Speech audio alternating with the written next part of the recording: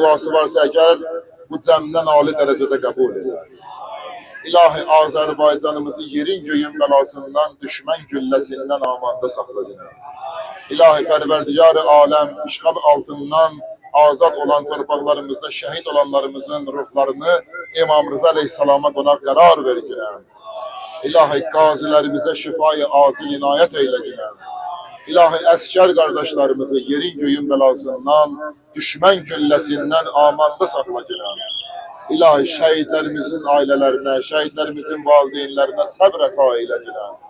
İlahi Pərverdigar-ı aləm sənə and veririk, xəstə olan, Kərbəla hadisəsindən sonra xəstə olan İmam-ı Zeynalabdin Aleyhisselamın hörməti xatirinə bütün xəstələrimizə şifayı acil inayət eylə. İlahi Pərverdigar-ı aləm sənə and veririk, Əli Əsğərin, xanım Rüqəyyənin hörmətinə övlad həsrətində olanlara əməl-i salih övladlar nəsib eylə.